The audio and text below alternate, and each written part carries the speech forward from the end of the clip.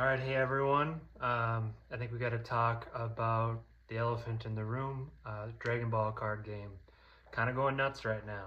I don't know if you're super familiar, but the Dragon Ball series is having its 40th anniversary. They just released some new information about a semi-remake with the story of Beerus, and then the Moro arc and Granola. Well, Granola hasn't been announced yet, but the Moro arc next. And it was kind of leading up to that a little bit before that there was going to be a potential pump in the cards. Just because I think money's been flowing from Pokemon being hard to get, moving into One Piece, and One Piece still kind of like going crazy. So the money was in One Piece, and and I hate just throwing around the word scalper, but scalpers and people who were trying to flip product for quick money or buy cards cheap and flip them. We're all in the Pokemon One Piece, and then it kind of got very highly saturated in that area, and I think we're seeing some of that spill over to Dragon Ball. It also just coincided with the 40th anniversary, which I think makes perfect sense. The question now is, well, let me put it this way. The cards prices that we're seeing on TCG Player are ridiculous and nowhere near probably their value. I mean, I can't speak to that for sure. People will buy what they like, and who am I to tell you what the value of a certain card is? But I would be very cautious if I was you buying into Dragon Ball cards right now, even specialty product. I think what we're seeing right now is a lot of people who are speculating, buying into it at a price, assuming they could sell it to someone else for a higher price in a short amount of time, scalping and flipping. But at some point, that price is going to be too high for even the people that think that they can flip it and sell it higher. And that's when we get into the correction territory, and I feel we are going to get there. I don't know how long it's going to go. Apparently there's just a lot of money sloshing around in the collectibles market, which is no surprise to anyone. So time will tell how long this takes to cool off, but I have a feeling it's going to be a rapid and severe decline in Dragon Ball. I hope I'm wrong, kind of. I mean, I love Dragon Ball. I watched it when I was a kid. Still enjoy it today. I've bought into some Dragon Ball cards before when they were relatively affordable. The art is great, and if you enjoy the show, it's very in line with the show scenes and stuff like that. I think Bandai does a great job with the product, so I've always enjoyed collecting it. I never really went for the high ticket items, but have always followed it. If I see it in stores, I'll buy it and rip it, and just because I do love the art, and I think it's a cool card set. But the question is, what is the true value of those cards? And right now, that's probably not it. I have a feeling, I went on to TCG Player and looked at some of the cards that I've had open in browsers and stuff before to just kind of keep an eye on whether I wanted to pull the trigger on them, that kind of thing. And they're going from $30 for a secret rare alt art to now the lowest listing. Would be like 3 listings on there. One is 500, one's 700, one's 1,000. And it's just people putting them on there at the highest price to just see what's going to stick and to try to artificially raise demand. And it's not new. It's a little more egregious, I think, in Dragon Ball, just because we've never seen that before. It's never been like those type of numbers for just regular alt art SR cards. God Rares are a league of their own, but they're going to get pumped a lot too. They might probably have the most realistic sticking power. Like pulling up an example, if right now, I think it's Vegeta's Unbridled, whatever, the gold God Rare.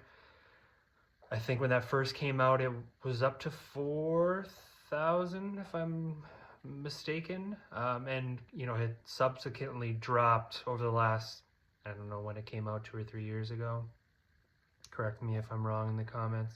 Down to like $1,500 to $2,000 maybe, and that's shooting well beyond that now, and that will probably stay elevated. I think the God Rares, being how hard they are to pull, at least the Vegeta one is my favorite. I don't know, but some of the newer God Rares I know were not as popular, but they're still going to get pumped, but they're probably going to stay up higher than some of the SR, alt arts, and things like that are going to probably come down substantially because they are hyper inflated. And I'm assuming, because I wouldn't call myself a huge Dragon Ball, like I don't play the game, I've always just kind of kept an eye on it, so I can't say what real competitive players are willing to pay for that, but I know that it's not it. And so it really comes down to the collectors of the card game, I think, that are going to keep the prices up, but I still don't think they're going to be relatively close to what they are now. I think we're going to see at least a 20 to 30% pullback on most of these cards, if not more, because some of them are just ridiculously inflated. And once they stop selling to other speculators, there's going to be a big drop off, and there'll probably be people that'll buy the dip, so to speak, of like, oh, this card was up to $5,000, now it's only $3,000. I could buy it, and maybe when the new arc comes out, it'll go back up. I don't foresee that being the future of this card game. I think the show coming out, the anime, is going to be great for it, and I'm excited for that. But I think there's still a lot more regression to the mean coming, and I would just be weary, and I'm not doing it myself, as much as it stinks to miss out on some of the artwork and cards that I really wanted to get when they were relatively affordable. I can't do it now, and I don't see how getting in at this high of a level is going to be fruitful for anyone. So I just would exercise caution on that. I think we're going through a cycle with a lot of things. Gold and silver kind of went crazy, had a huge pullback. Pokemon's just getting towards the 30th anniversary. They'll get, Pokemon does what Pokemon's going to do, and it's still probably going to stay elevated for a while because the demand for the 30th and Ascended Heroes set it's top notch. It very much reminds me of Crown Zenith, that is still undervalued to me. But I think Ascended Heroes will continue to be printed for 2 years, and we'll see plenty of it. It depends how high prices spike in the near term when there's a shortage of product to get. But I think overall it should come down to reality, and you should be able to get what you need out of that set, I'm hoping anyways. And One Piece, I don't watch enough One Piece at all, and I just kind of follow it in passing to see what some of the cards are going crazy and what people are hyped about. So I don't have a good insight on that. I know that the fact that the show is on Netflix is obviously good for attracting a wider base. The hype and prices around it right now is probably bringing in people that won't be there if times get tough in that card game. So there could be some regression there, and all of this comes to something I haven't been through, is if we get some sort of recession or global event that causes people to be a little more protective of their excess income, I'm curious to see how these alternative assets hold up in a time like that. I don't think we've seen that. I haven't seen that. So we'll see. But for now, yeah, I guess long and the short on the Dragon Ball, just be careful. They'll find their equilibrium of what people are willing to pay, but it's not going to be an overnight drop. I don't think that 20 to 30% is going to come, in 3 weeks. I think it's going to be a little while, because it's going to take some time to have people capitulate on, yes, I bought it for $2,000 and no one's touching it, so I'm going to go to 1,700 or 1,500, and then maybe someone bites at 1,200. That's when we set the new base price for that. And that's not to say that 1,200 is the base price either. That could be another speculator who tries to buy the dip and holds on to it for a while and drops it below.